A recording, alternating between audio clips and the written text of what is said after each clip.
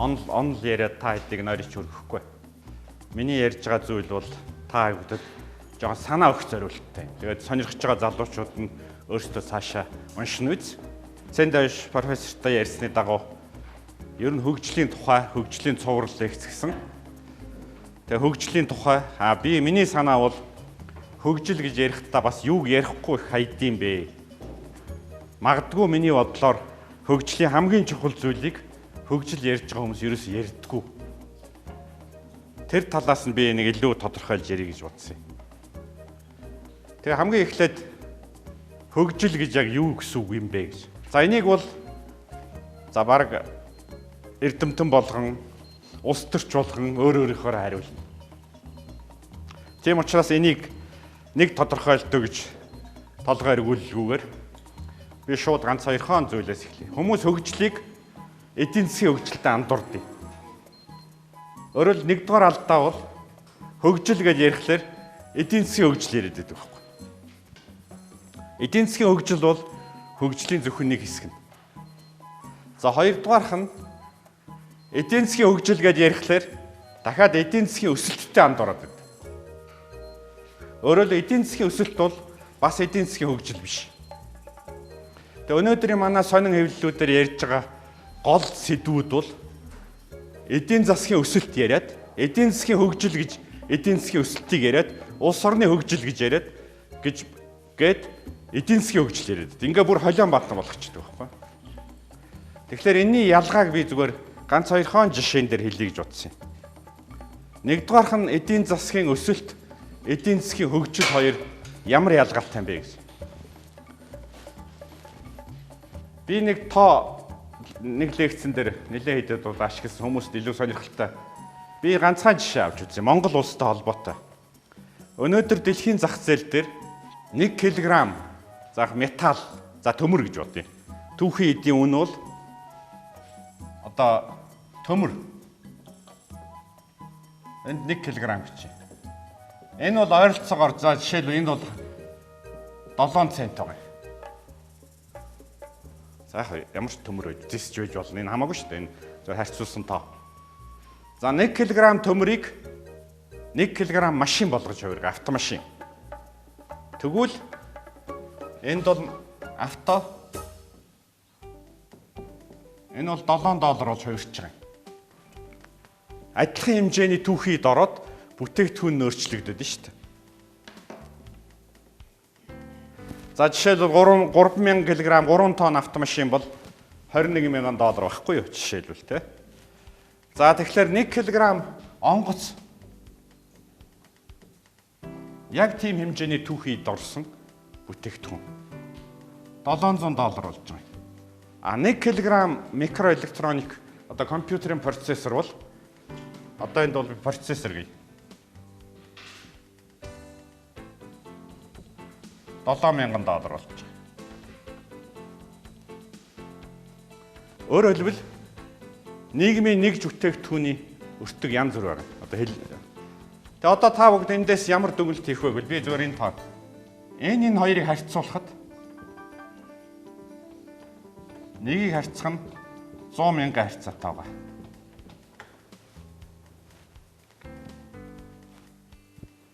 Өөрөөр хэлбэл одоо асуулт. Монгол хаана байгаа вэ? Энэс дор байгаа. Бид нар төмөрч гаргадаг. За хоёрдугаар асуулт.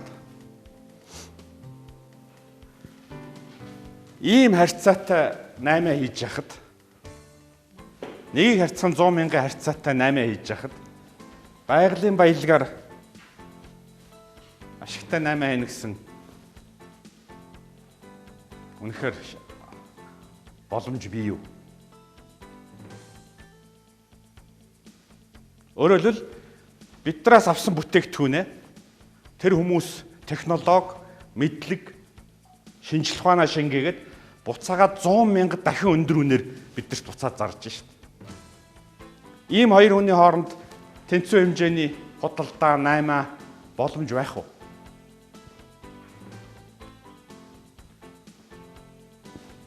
Эндээс ямар дүгнэлт бид нар хийж болох вэ гэвэл энэ бол эдийн засгийн хөгжил байхгүй. Олон нэг тодорхойлт ярилгүйгээр. Ингээ бүтээгдэхүүн нь нэгж бүтээгдэхүүнд шингэх шинжлэх ухаан, технологи, бусад соёл, дизайн бүх юм шингэхлээр ийм болж шít. Энэ бол хөгжил. Харин төмрөө 100,000 тонныг бид нар гаргаад 100 тонн гаргаж яснаа 100,000 тонн гаргаж ивэл энэ бол өсөлт байхгүй. Зөвөрлж хэлбэл өсөлт гэдэг бол хөгжил бол биш. Оюу толгойн 5 толгойн асар том уурхай барьж ийн гэдэг бол мэдээж хэрэг хөгжил дагуулна. Гэхдээ хөгжлийн дэргэд бол энэ өсөлт гэдэг ойлголт байхгүй. Яагаад гэвэл бид нэгж бүтээгдэхүүнд нөгөө юу гэдэг хөгжлийн одоо оролцох хэмжээг нэмж чадаагүй. Тэгэхээр эдийн засгийн бодлогыг бид бүгдээр юу гэж харддаг вэ? Өсөлтийн бодлого уу, хөгжлийн бодлого уу гэж бас ялгах хэрэгтэй.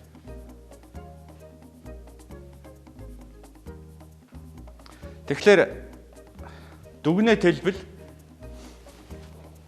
ийм тооноос бол Монгол улс хэрвээ гаргаж байгаа төмрийнхээ хэмжээг сая дахин нэмэх бодлого явж ивэл засгийн газараас эдийн засгийн өсөлтийн бодлого явж байна гэж хэлж байна. За яг мөнгө илүү олж байгаа нь үнэн. Гэхдээ тэнд нэг нууц байгаа шүү дээ. Мөнгө нь биднээс хамаараагүй байхгүй. Мөнгө нь зүгээр л Монголд байгалийн баялаг юм уу баг бурхнаас хамаарж байгаа мөнгө. Оюу толгой байгаа учраас бид нар мөнгө олж байгаа болохоос бид нар байгаа учраас мөнгө олоогүй байхгүй. Энэ бол бид нар байгаа учраас мөнгө олж байгаа байхгүй. Өөрөөр хэл хүн байгаа учраас. Тэгэхээр одоо харж байгаа хөгжлийн чинь гол хүндийн төвд хүний хөгжил байдаг. Хүний хөгжлөд дагаад шинжлэх ухаан, технологи, соёл, философи, улс төр нийгмийн бүх харилцаанууд. Хүний хөгжил байхгүй бол өсөлтийн тухай л ярих хэрэгтэй. За тэгэхээр эдийн засгийн өсөлт хөгжил хоёрыг бол нэг иймэрхүү байдлаар нэг жишээн дээр ойлгож болно. За эндээс та нар бол миний юу хэлэх гээд байгаа мэдрэмжийг одоо зүйлийг бол мэдэрсэн байх гэж бодож байна, тий? Тэгээ номноос та нарыг хөгжил, өсөлт гэдгийг бол яг нарийн тодорхойлтыг бол унших хэрэгтэй. Ном болгон дээр жоохон өөр байгаа. Гэхдээ л ер нь энийг тойруулаад яриад байгаа. За хоёрдугаарх нь бол улс орны хөгжлийг эдийн засгийн хөгжилтэй андуурдаг. Эдийн засгийн хөгжлийг эдийн засгийн өсөлттэй андуурдаг. За улс орны хөгжил, эдийн засгийн хөгжил хоёр ямар ялгаатай юм бэ гэж.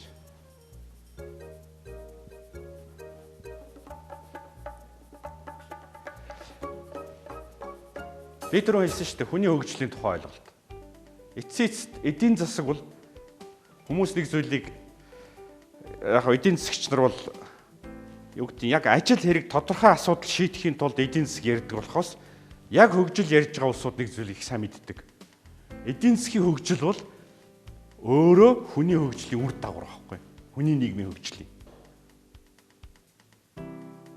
Өөрөөр бид нар хүний нийгмийн хувьд хөгжөөгүй байж эдийн засгийн хөгжих гэсэн ойлголт байж болохгүй. Хэрвээ тэгвэл илүү гадны фактораас болж хөгжиж болно. Магадгүй маш их хэмжээний гадаадын хөрөнгө оруулалт орж ирээд хэсэгэн зуртаа хөгжиж байгаа юм шиг мэт сэтгэл төрнө.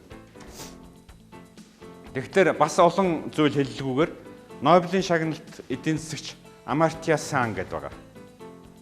Тэрний хөгжлийн тухай тодорхойлолт бол нэлээд сүүлийн үед гарч ирсэн хамгийн том онолуудын нэг. Миний хувьд бол зөвхөн миний хувьд ч биш, ер нь хөгжлийн талаар ингээд уншдаг хүмүүст хамгийн ойр зөв юм шиг санагдаж байгаа. Тэр хүн бол хэлж байгаа. Улс орныг хөгжил гэж юу хэлж байгаа юм бэ гэвэл хоёр зүйл байх хэрэгтэй гэж. Нэгдүгээрх нь тэр хүнд эрхчлөө байх хэрэгтэй. Өөрөөр хэлбэл улс орн нэг улс орн нөгөө улс орноос юугаараа илүү хөгжилтэй вэ гэвэл олгож байгаа иргэдтэй олгож байгаа эрхчлөөгөөр. Жишээл эдийн засгийн эрхчлөө, улс төрийн эрхчлөө, нийгмийн эрх чөлөө. Өөрөөр хэлбэл тэр улсын иргэн хэр зэрэг олон сонголттой байна вэ гэдэг нь. Өөрөөр сонголтоор ялгагдчихж байгаа. За тэгвэл нэг нууц нь бид нар ингээд сонголтыг ярьсан ирнэ. Бас нэг зүйлийг мартчихдаг. Хичнээн сонголт байлаа ч гэсэн чадваргүй хүмүүс сонгож чаддаггүй. Өөрөөр хүнд чадвар байхгүй бол сонголт хэрэг болохгүй. Тэр байтугай олон сонголтоос хүн бол айна. За ер нь Монголын өнөөдрийн улс төр нийгмийн амьдрал бол сонголтоос айгаад зүгээр бушуухан надад зүгээр тэтгэр өгчих. Тэгээд би дугаал байжээ гэж. Ийм нийгмийн сэтгэл зүй аягүйх байна. Тэгэхээр одоо харж байгаач эрх чөлөө буюу сонголт нөгөө талд нь сонголтоо ашиглах чадвар. Тийм учраас эдийн засгийн улс орны хөгжлийн хамгийн тулгуур ойлголт бол нийгэм хэр зэрэг иргэддээ сонголт өгч ийн гэж хамаарч байгаа байхгүй. Яг энэ бол философийн том ойлголт. Тэгээд хэдүүлээ жоохон дотгочлуулаад ярив. Юу гэвэл эрх чөлөө гэж яг юу гэсэн үг юм бэ?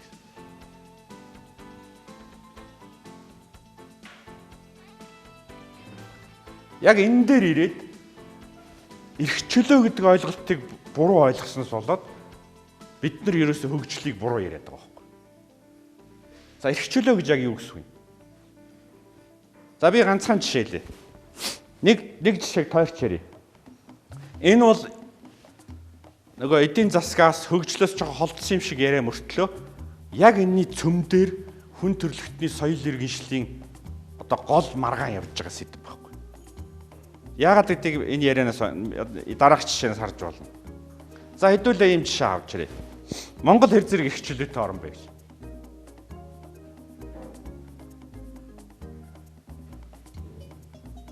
За мэдээж хэрэг хүн болгон өөрийнхөө дүгнэ те.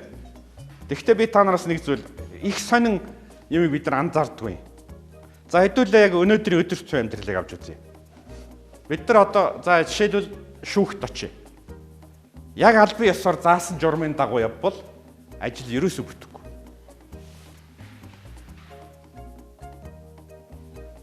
За өөр замаар явбал бүтнэ. За шүүх. За улс төрийн намууд. За жишээл улс төрөл орё. Сонгуулийн үед 1 сая төгрөг ханд авч болно гэд намын хуулийн дээр байна. Бүгд цээжээр мэднэ. Тэгэхдээ нэг ч улс төрч 1 сая төгрөгийн хандвар сонгуульд ордоггүй. Тэгвэл тэр хууль ямар хэрэгтэй? Бас бүгд мэдж байгаа. Цаасан дээр шал өөр, амьдрал шал өөр. За эмнэлэг. Танил эмч байхгүй бол за тэгээд дуусаа. Бүгд мэднэ шүү дээ.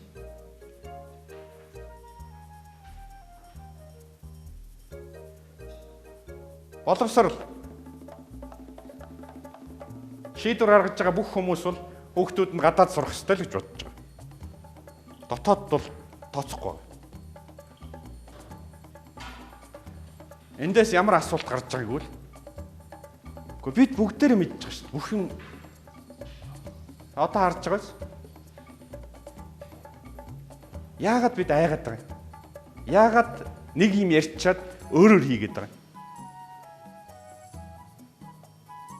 Тэгэхээр Чехийн ерөнхийлөгч Вацлав Хавелийн ном байдгийг. Өөрөө уран зохиол одоо юу гэдэг зохиолч хүн шүү дээ. Тэгээ тэрэн дээр ийм өгүүлэл байгаа. Праг хотын захад нэг дэлгүүр байгаа. Тэр социализмын төгсгөл байхгүй юу? Энийг бол миний үеийнхэн бол их сайн мэднэ. Ингээд дэлгүүртээ бол манай хайрт нам засаг масаг гэдээ баахан балкад хатцсан. Тэгэл өдөр болохоор зэрэг туг дарцэг болоод орой дэлгүүрээ хааж аваад цайгаа уудаг цөмөрөө. Бүгд эсрэг. Төр зархах эсрэг. Өдөр байсныхаа яг эсрэг ярьдаг. Ягаад гэвэл айдас. Тэгээ Вацлав Хавел ингэж хэлж байгаа байхгүй. Хэрвээ ард түмэн хоёр амьдралтай байвал эрх чөлөөгүй байна гэсэн үг гэж. Өөрөөр хэлбэл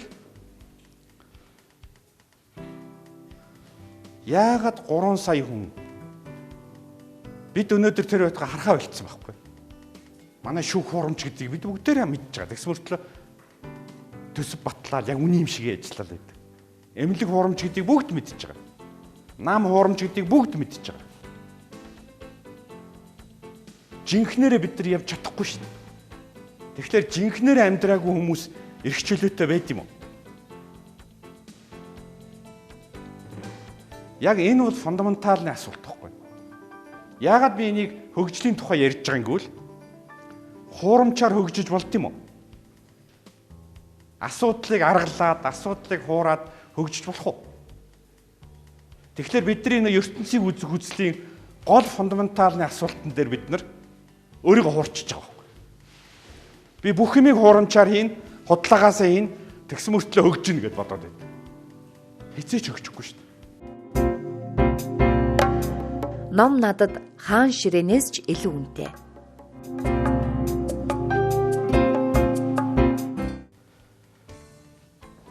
Тэгэхээр өнөөдрийн Европын соёл ягаад Европчууд их өндөр хөгжсөн юм бэ гэвэл олон шалтгаан бий л дээ. Гэхдээ Европын соёл иргэншлийн яг гол төвд нь бүгдээр мэдээж соёл иргэншлийн хамгийн гол юм бол энциклопед тал бичгнүүдээс эхэлсэн. Энэ нь бол яг өөрсдөө иргэн олж харсан байхгүй. Гэхдээ Европчууд хөгжлийн за нэгдүгээрт нь яг саяны тэр фундаменталны асуултаас хамгийн гол одоо улс төр нийгмийн дараагийн асуулт гарч ирж байгаа. Одоо бол Монгол улсын хөгжлийн өнөөдөр бидний гацчихад байгаа бүх асуулт энд байгаа. Нэгдүгээр асуулт. Бид хин юм бэ? Яг бид хин. Бид хятадуудаас юугаар илүү юм? Юугаар дутуу юм? Бид орсуудаас юугаар ялгаатай юм? Японуудаас юугаар ялгаатай юм? Бид одоо энэ дэлхийд юу өгч чадах юм? Юу авах юм? Өөрөөр бид хин? Нэгдүгээр асуулт. Хоёрдугаарх нь бид яг юу хүсэж байгаа юм? Хэрвээ бид хин юм гэдгээ мэдэхгүй, бид юу хүсэж байгаагаа мэдэхгүй бол одоо Монголын гол асуулт гарч ирж байгаа. Миний хувьд. Хэрвээ хүн юу хүсэж байгааг мэдэхгүй бол ямар ч улс төр их мэдэл мөнгө тус болохгүй байхгүй. Өнөөдөр бол хөгжлийн тухай ярихад, эдийн засгийн хөгжлийн тухай ярихад ямар зүйлийг бид ярихгүй байна вэ гэж би лекцэн дээр хэлсэн. Энэ бол бид зорилгоо мэдэхгүй юм бол засгийн эрх аваад, булаацалтаад, ноцолдоод ямар хамаагүй. Өөрөөр хэлбэл асуудал улс төр биш байхгүй. Өнөөдөр Монгол улсын хөгжлийн хамгийн том асуулт бол улс төр дорж сайд болсноо, дондог сайд болсноо биш. Аль нам нь ялсандаа биш. Асуулт яг юу хүсэж байгаа юм? Энэ 3 сая хүн. Энийгээ хэлээгүй цагт. Бусд нь зүгээр л хувь хүмүүсийн л эрх ашигын зов байна шүү дээ. Тэгэхээр буцаагаад эргээд хөгжил рүү оръё. Эдийн засгийн систем бол нийгмийн нэг л системийн хэсэг. Хэрвээ хүмүүс юу хүсэж байгааг мэдэхгүй бол адилхан эдийн засгч явахгүй. Төмөр зам тавих гээд байгаа юм. Тавихгүй юм уу? Нүүрс зарах гээд байгаа юм уу? Зарахгүй юм уу? Хөрөнгөө яах гээд бүү мэд. Тийм учраас хөгжлийн тодорхойлолтод бол нэгдүгээр эрх чөлөө гэдэг асуулт орно. Би түрүү хэлсэн сонголт. Энийг бол одоо англиар бол freedom, liberty хоёр гэдэг хоёр үг байгаа. Та нар ялгааг хараарай. Манайхан бол аль алийг эрх чөлөө гэдээ орчуулчихдаг. Бас биш байхгүй. Нэг нь бол гадаад ертөнц чамд хэдийн сонголт өгч байгааг хэлж байгаа. А нөгөөх нь чи дотроо хэдийг сонгож чадахыг хэлж байгаа. Тэгэхээр гадна талд маш их эрх чөлөө өгсөн ч гэсэн хэрвээ иргэдэнд боловсрал байхгүй, мэрэгжил байхгүй, өөрөөр яг өнөөдрийн Монгол шиг гадаадын хөрөнгө оруулалтад өрсөлдөж чадахгүй, Солонгос хүмүүстэй өрсөлдөө дэлгүүр байгуулж чадахгүй бол эрх чөлөөгөө эдэлж чадахгүй. За тэгвэл хөгжил гэж юу юм бэ? Одоо ингээд эрх чөлөөгөө хэлэхлээр хөгжлөөс хол сонсогдоод байгаа юм. А тэгвэл бүр ойртуулъя.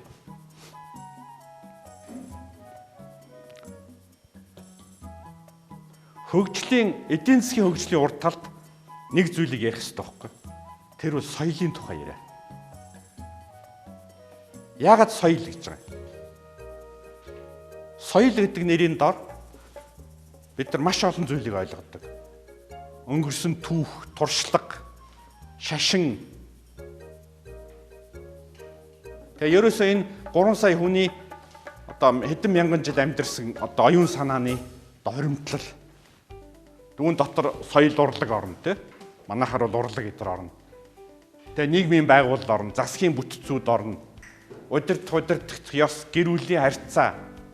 Өөрөөр хэл хүний бүх хоорондын харьцаа түүхийн турш хөгжиж ирсэн энэ бүтц чинь өөрөө соёл байхгүй. Тэгэхээр одоо соёл эрх чөлөөтэй яаж холбогдож байгаа юм? Энд чинь яг нэг асуулт ш. Тэрвээ эрх чөлөө хүмүүст нь байгаад сонголт олон байвал энэ соёл чинь их олон өргөн үрээтэй. Өөрөөр хэлбэл соёл өөрөө хөгждөг байхгүй. Соёл гэдгээр би зөвхөн урлагийг яриаггүй шүү дээ. Хүний нийгмийн сэтгэхгүй өөрөө хөгжиж байгаа юм. Үүнийгээ дагаад эдийн засгч хөгжиж байна. Тэгэхээр монголчуудын хувьд бол хөгжил ярихдаа мэдээж хэрэг сангийн яам бол мөнгө ярих хэрэгтэй. Эдийн засгийн хөгжлийн яам бол эдийн засгаа ярих хэрэгтэй. Гэхдээ улс орны хөгжлийг санхүүгийн балансаар юм уу эдийн засгийн бодлогоор тодорхойлох боломжгүй. Яг л энэний цаана гол асуулт байгаа байхгүй. Бид яг юу хүсэж байгаа?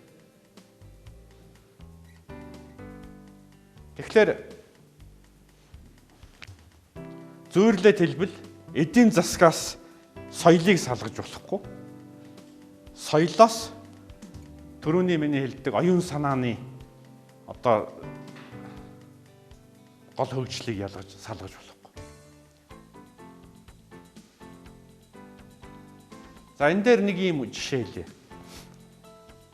Английн нэг зүрэг байдیں۔ Далайчны зориулсан. Хэрвээ та аль бомбд очихоо мэдэхгүй бол ямар бомбд очихоо мэдэхгүй бол ямар ч салхи танд тус болохгүй гэж.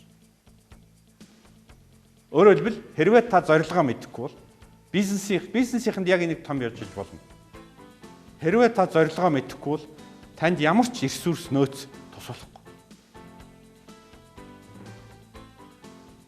Өөрөөр хэлбэл нөөц ресурс бол боломж олгодог болохоос тэнд чадвар олгодог. Тэгэхээр зорилгоо мэдэх бол хамгийн чухал зорилт. За хоёр дахь би энэ бас нэг жишээ хэлье. За энэ бол яг амьдралын жишээ. Нэг Америкийн сэтгүүлч одоо блогд бичиж байгаа юм. Би нэг саяхан уншсан. Вьетнамд ингээд орон нутгийн автобусанд суугаад хөдөө тосгоноор юм үзэж яваа байхгүй. Нутгийнхантаа суудсан. Тэгээд ихт муухай замаар чиглэлдсэн тийм. Тэгсэн чи хажуугаар нь нэг гоё мотоциклтэй 10-аад хатасаар хувцастай орчин үеийн мотоциклтэй 10 залуу зүгээрс сүн гэл хажуугаар нь өнгөрч. Тэгсэн Францууд байхгүй тэр нь. Тэгээд жоохон явж исэн чи нөгөө 10 чин гараа өргөцсөн зам дээр зогсож байгаа. Нөгөө автобусны жолоочоос юм асуух гэж байгаа байхгүй. Тэгсэн автобусны жолооч нь нөгөө Француудтай хэл ойлгохгүй. Тэгээ нөгөө Америк залууч орчуулагч. Тэгээ тэр тухайгаа өөрөө блогт тавьчихж байгаа юм. Тэгсэн тэр Францууд бол хамгийн орчин үеийн мотоциклуудтай, хамгийн орчин үеийн хай-тек хувцастай гэж байна. Тэгээ газрын зураг гаргаж ирсэн чинь аимшигтай гоё зураг байна гэнэ. Вьетнамууд бол яриад байгаа. Манай тосхон бүр модон хүртэл байна гэл. Тэгсэн ирнэ. Тэр Францууд ганцхан проблем байсан. Энэ газрын зураг дээр хаана байгаагаа өөрсдөө мэдэхгүй байгаа. Хаана байгаагаа мэдэхгүй үнд ямар ч газрын зураглаас болохгүй шүү. За 6 миллиард хүний дунд монголчууд хаана байгаагаа мэдж байгаа юм уу? За 6 миллиардаа болий. Өөр Монгол Бурят хоёр манайхаас юу авах хүсэж байгаа? Бид юу өгч чадах? Бид юу яаж явах мэдж байгаа юм?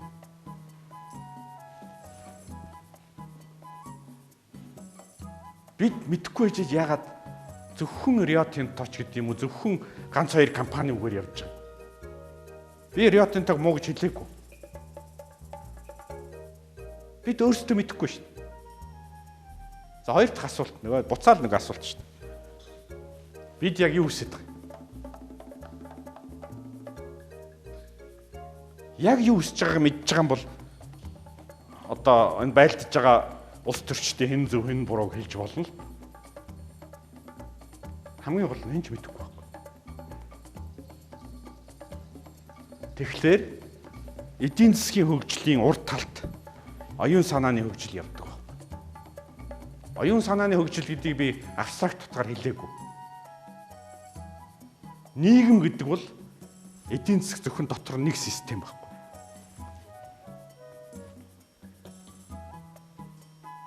Тэгэхээр эдийн засгийн хөгжлийг дангаар нь ярих нь өөрөө утгагүй байхгүй. Яг гэвэл ихэнх тохиолдолд зорилго нийгмийн зорилт байхгүй эдийн засгийн хөгжил бол эдийн засгийн өсөлт рүү яваад орчдөг. Андуураад. Өөрөөр хэлбэл эдийн засгийн хүрээнд зөвхөн асуудлыг томьёолоод за 100 сая тонн нүс гаргаж ирсэн бол 500 сая болно гэд нөө дотоод дэд системийнхаа хүрээнд асуудлаа томьёолчдөг. Тэгэхээр нүүрсний урхаа хүн бол Монгол улсын хөгжлийг бол архиухан нүүрстэл хөгжлөө гэж харж байгаа байхгүй. Малчин хүн бол малын тоон өсөөдөө хөгжөөд гэж харж байгаа. Хүн болгон өөрийнхөө харж байгаа. Энийг нэгтгэж хэн харж байгаа юм? Яг түрүүний асуулт байхгүй. Нийгмийн системийн хүрээнд хэн хараад байгаа. За тэгээд хөгжил дээр нэг би түрүүн танай сургууль дээр лекц уншихдаа системийн тухай ярьж ирсэн. Хэрвээ системийн онлын талаас ганц хоёр зүйл нэмбэл нэг ийм ойлголт байд юм а. Та бүгд бол мэднэ те. Систем гэдэг бол түүнийхээ элементүүдийн нийлбэрээс том байдаг байхгүй. Хүн гэдэг бол жишээл 60 кг мах юм уу яс биш шүү. Монгол гэдэг бол зөвхөн 3 сая хүн биш шүү дээ. Өөрийн соёлтой, өөрийн эдийн засагтай. Өөрөөр систем бол өөрийн өвөрмөц чанарууд, өөр элементүүдтэй байхгүй чанаруудтай тий. Өөрөөр хэлбэл Монголын эдийн засаг бол манай бүх компаниудын балансуудын нийлбэр биш шүү дээ. Тэгэхээр систем бол шугамн систем бол үнэхээр доторх элементүүдийн нийлбэр байхгүй юу? Шугамн бус систем бол өөрөөр синергетик буюу элементүүдийн нийлбэрээс том ойлголт. Тэгэхээр одоо асуулт гарч ирж байгаа. Хоёр шугам бус систем хоорондоо одоо хөгжлөөр нь жишээл харьцуулбал хэн нь илүү синергетик үүсэж байгаа гэж хэмжигдэж байгаа байхгүй. Жишээл 3 Япон хүн ашаал ингэж хэлдэг шүү дээ. Нэг Монгол хүн нэг Япон хүнээс илүү 10 Япон хүн 10 Монгол хүнээс илүү гэж. Яг л Японы систем нь илүү байна. Одоо асуулт тэгэхээр хэрвээ синергетик үүсгэх юм бол нийгмийн синергетик юу үүсгэх юм? Соёл байхгүй.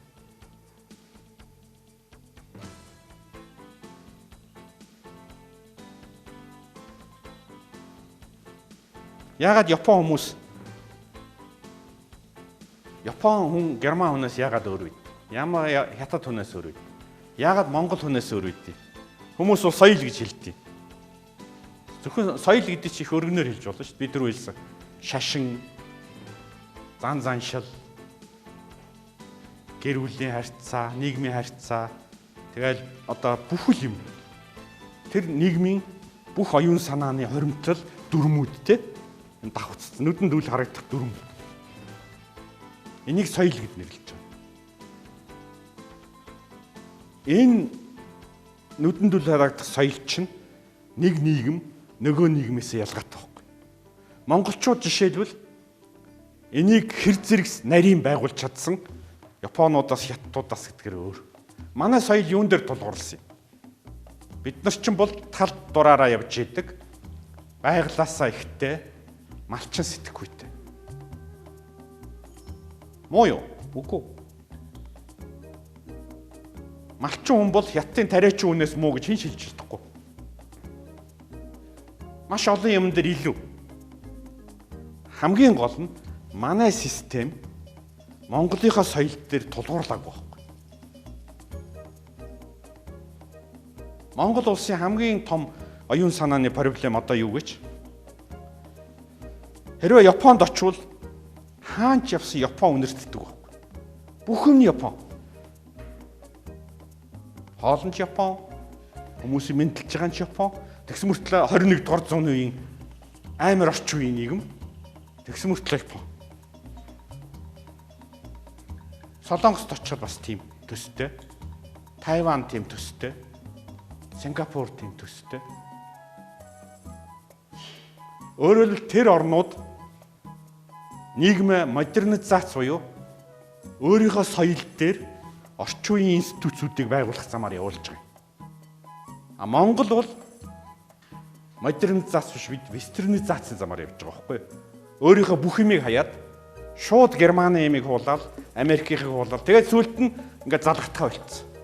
Өөрөөр хэл Монгол хүний давуу тал би ганцхан жишээ хэлье. Японы нэг эрдэмтэн надад хэлж ирсэн. Танайхан бэлэг танхаа гэж ярих юм гэж. Үнэхээр гайхалтай гэж хэлж байгаа.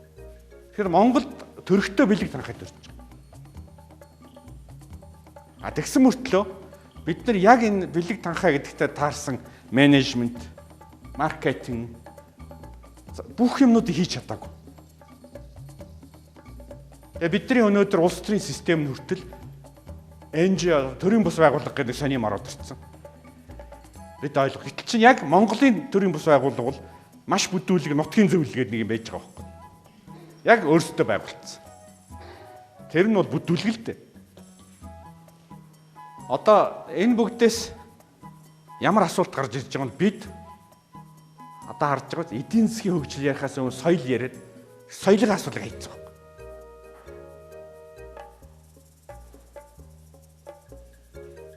Хэрвээ соёлын асуудал байхгүй бол улс орн нэг удаа мөнгөтэй болж болно.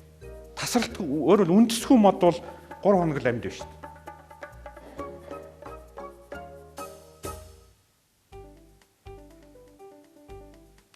Ийм байдалд асуудлыг томьёолж болохгүй. Дүгнээ төлөв системийн хүмүүс бол нэг зүйлийг ойлгож хэлдэг байхгүй.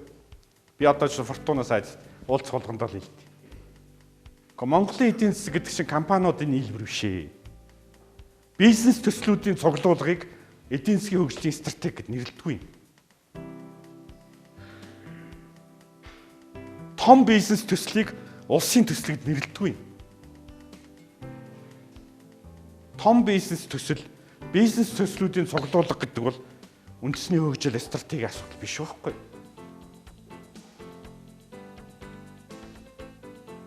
Тэр тусмаа энийга дээрээс нь улс төржүүлээд эрх ашигын хутгалдаан тэгвэл бүр замбрааг. Тэгээ эндээс ингээд эргүүлээд хэдүүлээд базаад хэлвэл та бүгд бол хөгжил гэдгийг яг хувь хүнтэй та нар улс орны хөгжлийг адилхан ойлгож байгаа. Ойлгоход их амархан. Авах хүнд нэг үгч эрдэнэ, орхих хүнд мянган сургаалж үлэг. Нэг хүүхэд зам дээрээс сая төгрөг олж маш мундаг чадaltaй хүүхэд болж хувирах уу? Мөнгөтэй хүүхд хэвэрэл биш. Тэгээ яагаад манай эдийн засгийн яамт гэж боддгийг маш том уурхай барьчихлаа. Այսօр гинтхэн оюу толгой олдохлоор Монгол улс мундаг болчихно гэж. Яг л хүнтэй адилхан шүү дээ. Маш мундаг нэг зүгээр муу сурдаг хүүхэд зам дээр сая төгрөг олсноор мундаг хүн болохгүй шүү дээ. Яг сая төгрөг олсноор тодорхой хугацаанд тодорхой асуудал шийднэ. Гэхдээ хөгжинэ гэсэн үг биш шүү дээ. Тэгэхээр хөгжил гэдэг бол сонголт, чадвар хоёр байхгүй. Яг хувь хүний төвшөнд. А энэ нь дээшээгээ нийгмийн харьцаанд соёлын хөгжил байхгүй. А тэгээ энэ соёлын орчинд ажиллаж байгаа эдийн засгийн харилцаа байхгүй. Ингээ эн чинь буцаад хоорондоо холбогдтой, буцах холбоотой. Тэгээ энэ өөрөөр хэлбэл нэг нийгэм нөгөө нийгмээс ямар ялгаагүй л тэр зэрэг синергетик үүсгэж ингэхээр ялгагдчих. Тэгэхээр энэ бүгдийг бүтнээр нь харахгүйгээр эдийн засгийн зөвхөн өсөлт ярих бол ярьдаг төвшөндөө эдийн засгийн өсөлт ярих амин чухал. Тэрийг хэн ч үүсгэхгүй. Гэхдээ улс орн ямар үед баларддаг гэвэл бүгдээрээ нэг уурхай бариад өсөлтөглөөр балардаг байна. Яагаад гэж? Бүгдээр л мэднэ шүү дээ. Нэг тэргийг 3 тишин татхлаарэ аль нь ч явах байлдаг. Яг тэгвэл жижиг системийг том систем нэгтгэхэд том системийн зорилго нь жижиг системийнхаа зорилгоодыг нэгтгэж идэг байхгүй. Тэгэхээр дээр нь зорилго байхгүй болохоор доорх бүх хүн өөрийн хувийн зорилгоо тавина.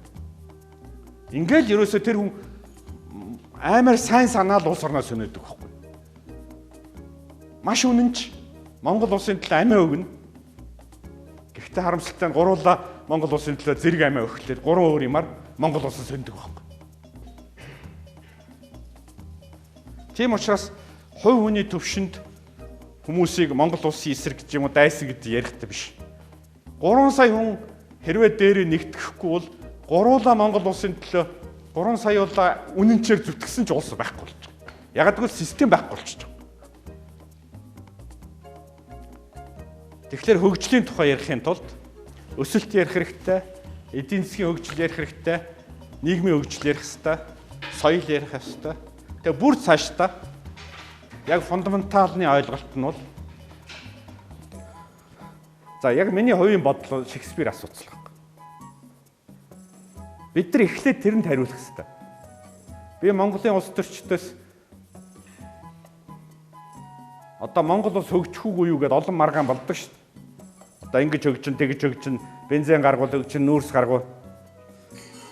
Би бол энийг гол асуулт гэж бодохгүй. Яг л энийг өнөөдөр одоо танах шиг санхүүгийн сургуульд төгссөн инженер мэрэгчлэлтэнгүүд хийчих. Хэрэв удирдагч нар юу гэхээ мэдчихвэл яаж хийхийг мэрэгчлэлтэнгүүд мэднэ. Тэр нь санаа зовох хэрэггүй. Өөрөөр л өнөөдөр мэдлэг экспертизийг бол хаанаас ч олж ирж болно. Удирдагчаас ганцхан юм асуух хэрэгтэй. Яг юу вэ? Өөрөөр хэлбэл хаашаа очихыг дарга мэднэ, хаагуур явахыг жолооч мэднэ гэдэг шүү. А яг юу хүсэж байгаа дарга? Тэр даргаас ганцхан асуулт асуух хэрэгтэй. Яг өнөөдрийн Монголд. Тэгээ хуурамчаар явах юм уу? Жинхэнэ явах юм.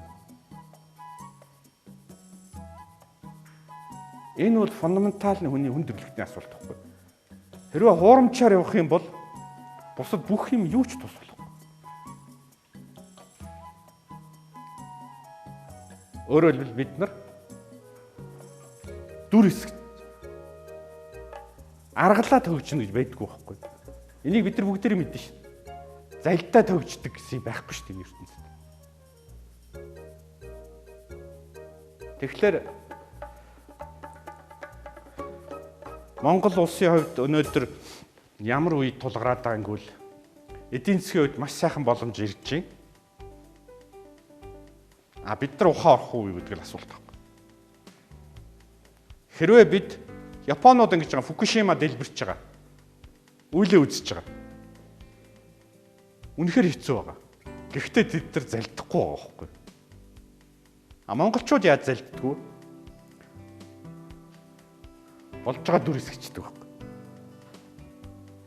Энэ бол манай бүр соёлд байдаг. Бүр гүнзгий соёлд байдаг. Би ганцхан жишээ та бүгд хэлье. Энэ бол надтай учирсан явдал. Нөгөө хонгор дээр нэг цианид торццоолоо ш сум. Тэр хавийн гол дээр мөнгө ус асгацсан гэж хордсон гэдэг. Тэгээ Германы нэг сэтгүүлч очиж сурвалжилж ирчээд бид уулзаа зогсож исэн чинь Герман хүн Монгол хүнийг ойлгохгүй. А тэр Монгол хүн Герман хүнийг ойлгохгүй. Яагаад тэгэхээр ингэж хэлж байгаа байхгүй. Нэг Германч асууж байгаа. Танай энэ арын гол хордцсон маань яах вэ? Тэгсэн нөө Монгол нь хариулж байгаа. Гэхдээ би нүгөө өвч. Герман ойлгохгүй байхгүй. Гүг та нүчтэй бидээ гол яах юм? Нөгөө монголч биг нүүцэлж байгаа бариулан байхгүй шүү.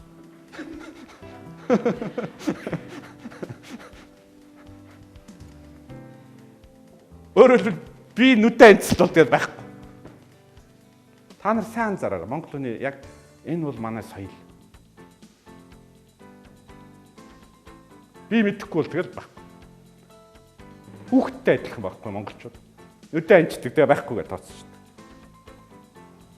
Одоо манай ерөнхий сайд бол яг тэгж байгаа шүү дээ. Би зөв баг улс амар гоё үгэлчиж байгаа юм. Тэнгуут 5 минутын дараа өөрөө итгэчихэж байгаа байхгүй. Проблем байхгүй дууссан. Сайн анзаараа. бүх улс төрчид ярьж байгаа юмд амар итгэж байгаа. Та нар хуурч байгаа гэж үгүй. Тэд нар дотроо мэдж байгаа тийм. Тэгсэн мөртөө үг хэлснийхаа дараа тэрэнд итгэж байгаа. Тэгээд тийм дүрсгэж. Би цөмөрөө тийм шүү. Би улс төрчид гэж эхэлж шаарлаа. Яг үндэ бид бүгдээрээ тийм. Үнэхээр бид нар эмнэлэг болохгүй гэж мэдж байгаа шүү. Шүүх болохгүй гэж мэдж байгаа. Нам болохгүй. Бүгд тудлаа гэж мэдж байгаа шүү. Тэгэл бүгдээр хөгжинэ гэж яриад байгаа шүү. Тэгэхээр герман хүн муу япон ирээд асууж байгаа. Гэхдээ та нар яг юм хийхгүй ингээд гоё үг хэлээд ураа лоозан шиг туу цаачлаад үгүй чи хэзээ хөгжих юм бэ? Тэгэхээр Шекспирийн асуулт. Энэ асуултанд бид нар яг хариулж ийж үндэснийхээ хувьд үндэсний оюун санааны хувьсгал гарч байгаа байхгүй. Энэ асуултанд хариулаагүй цагт энийг мөнгөөр юм уу, албан тушаалаар юм уу шийдэх маш хэцүү.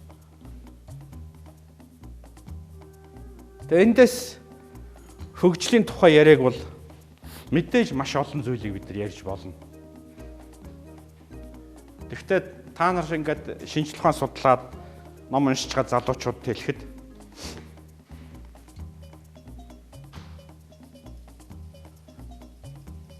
зориг гэдэг имийг л их сайн анхаарах хэрэгтэй. Юу хүсэж байгааг мэдэх. Одоо богдуул руу чиглүүлээд за би баавга агна гэж бодъё л та. Одоо богдуул руу чиглүүлээд 100 буудаж баавга оногдох уу?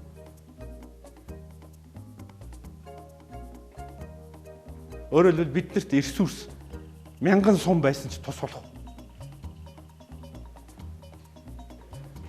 Яг л энэ байхгүй. Бид хэрвээ байгаа олж харахгүй бол 1000 сум байгаа ч хэрэггүй.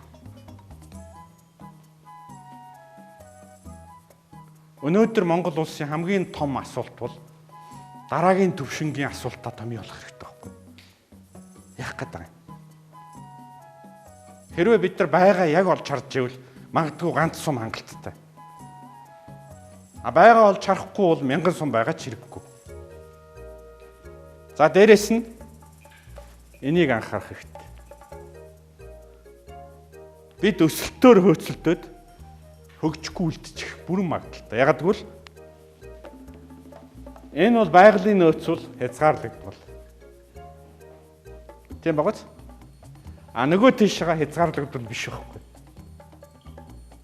Тэгэхээр хязгаарлагдмал юмар тоглож байгаа хүн хязгаарлагдвал биш юмар тоглож байгаа хүн дээрээс нь нэг харьцан 100 мянган харьцаатай тоглож байгаа. Ийм 6 миллиард хүмүүсийн дунд бидний 3 сая хүний тоглоом зөв үгүй гэдэг аягүй сан бодох хэрэгтэй. Онлын хувьд боломжгүй байхгүй.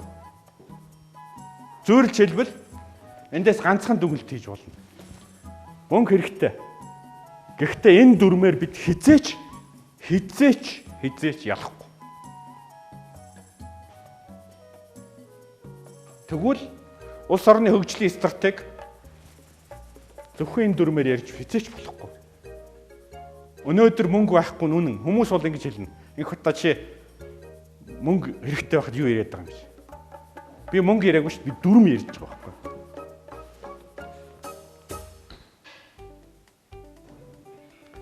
Тэгэхээр энийг стратеги нэрлэдэг байхгүй.